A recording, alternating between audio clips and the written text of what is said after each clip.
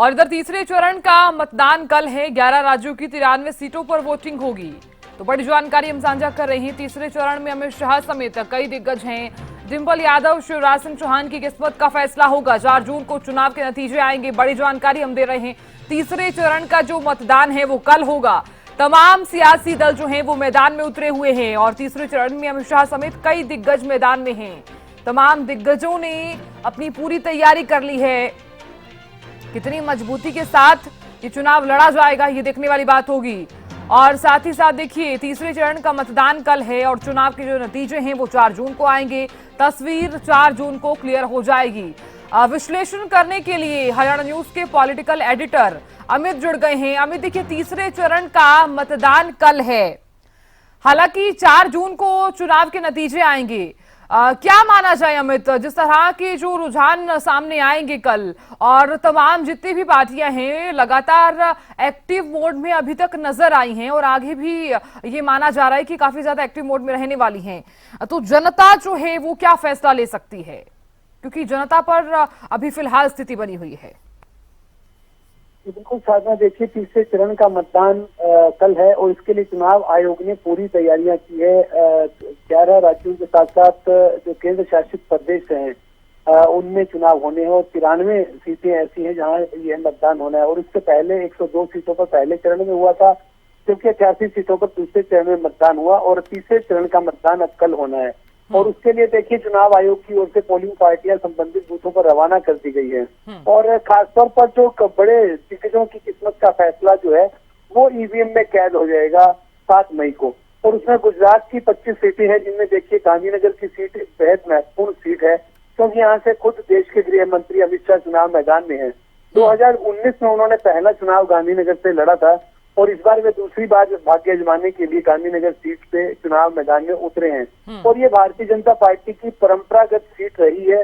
पहले वहां से लालकृष्ण आडवाणी चुनाव लड़ा करते थे और अब जो है गृह मंत्री अमित शाह चुनाव मैदान में उतरे हुए हैं। तो यह भी एक महत्वपूर्ण सीट है। और दूसरी गुजरात की अगर बात करें तो नवसारी सीट है, जहाँ से देश में सर्वाधिक मतों से जीत 2019 में इसी सीट से भारतीय जनता पार्टी के उम्मीदवार ने दर्ज की थी। जबकि दूसरी सीट करनाल से जो संजय भाटिया थे उनकी रही थी और तीसरी कृष्णपाल गुर्जर की रही थी देश भर में। तो ऐसे में महत्वपूर्ण जो सीटें हैं, तो खासतौर पर उत्तर प्रदेश की 10 सीटों पर चुनाव होना है। उत्तर प्रदेश ऐसा राज्य है जहां पर सभी 7 चरणों में चुनाव होना है। उनमें तीसरे चरण में 10 सीटें शामिल की गई है, जो कि खास सीटें हैं। और खासतौर पर अखिलेश यादव के पारिवारिक सदस्य जो है इन सीटों पर भाग्य आजमाने के लिए उतरे हैं। खुद उनकी पत्नी डिंपल यादव मैनपुरी सीट से चुनाव मैदान में उतरी हुई है। और दिग्गजों की ही बात करें तो देखिए, महाराष्ट्र की बारामती सीट है, वहां से चुनाव मैदान में खास तौर पर इस बार रोचक मुकाबला बना हुआ है, क्योंकि वो एनसीपी की पारंपरिक सीट रही है और वहां से सुप्रिया सूले, शरद पवार की बेटी है, वे चुनाव मैदान में उतरी हुई। उनका मुकाबला भी अपनी भाभी जो सुनेत्रा पवार है उनसे होने जा रहा है। अजीत पवार की वे धर्मपत्नी है। तो ऐसे में कई दिग्गज जो है वो चुनाव मैदान में उतरे हुए हैं। तीसरे दौर का जो चुनाव हो रहा है उसमें निश्चित रूप से कई दिग्गजों का भाग्य जो है जनता ईवीएम में 7 मई को कैद करने का काम करेगी।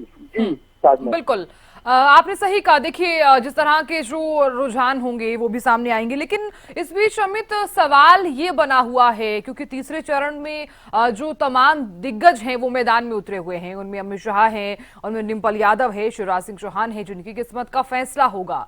और लेकिन सबसे बड़ी दिलचस्प बात तो ये है कि 2019 की अगर मैं बात कर लूं तो इसमें बीजेपी ने प्रचंड जीत जो है वो हासिल की थी, लेकिन अभी भी दावा किया जा रहा है कि बीजेपी ही जीत हासिल करेगी। और इधर कांग्रेस भी लगातार दावे कर रही है।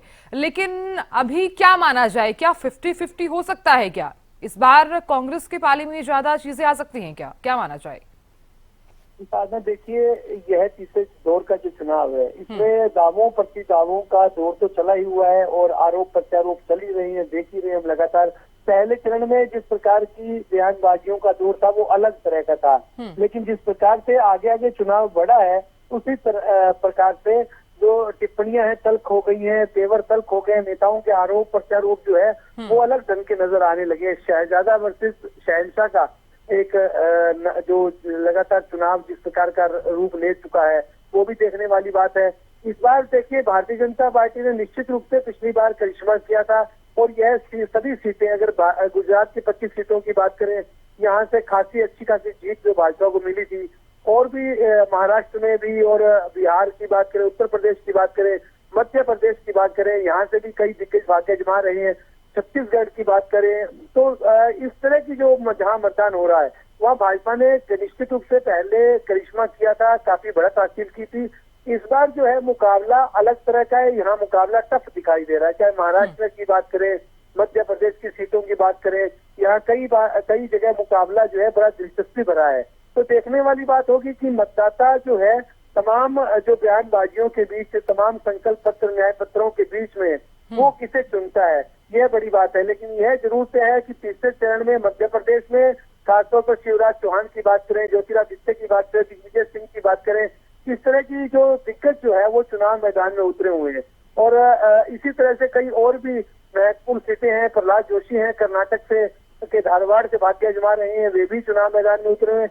तो कई दिग्गजों के का फैसला जो है मतदाता ईवीएम में कैद करने का काम करेंगे। और एक और बात है साधना, जो पहले चरण में और दूसरे चरण में जो बातें नजर आई थी, खासतौर पर चुनाव आयोग पर सवाल उठे थे कि जो प्रतिशत मतदान का प्रतिशत था वो पहले काफी कम दर्शाया गया, उसके बाद एकाएक उसमें 6% की बढ़ोतरी की गई, उसको लेकर चुनाव आयोग पर सवाल उठे थे। तो संभवतः इस बार जो चुनाव आयोग बड़ा अलर्ट होकर मतदान करवाएगा और उसने अपने जो कार्यक्रम चलाए गए पूरे देश में चलाए, चुनाव में जो जागरूकता बढ़ाने का काम किया, मतदाताओं को जागरूकता लाने का काम किया, वो शायद इस बार कारगर होंगे और मतदान प्रतिशत बढ़ेगा। हालांकि एक बड़ी चुनौती चुनाव आयोग के सामने भी है, तमाम मतदाताओं के सामने भी है और तमाम उम्मीदवारों के सामने भी है, क्योंकि देखिए भीषण गर्मी इन तमाम इलाकों में है और ऐसे में इस भीषण गर्मी के बीच मतदाता को घर से बाहर निकालना एक बड़ी चुनौती है। और चुनाव मैदान में तीसरे चरण के चुनाव में